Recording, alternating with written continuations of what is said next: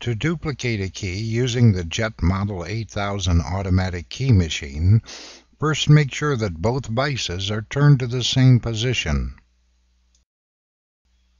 Insert the original key into the left vice. Make sure the key is level and sitting in the bottom of the vice. Insert the blank key into the right vice. Raise the shoulder alignment gauge. Make sure that the shoulder of both keys are butted against the alignment gauge.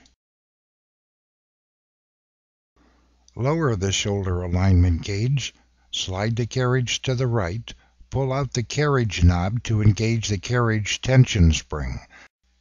Allow the carriage to rise to the cutting position, and then position the carriage so that the shoulder of the key is lined up with the cutter. Then press the start button.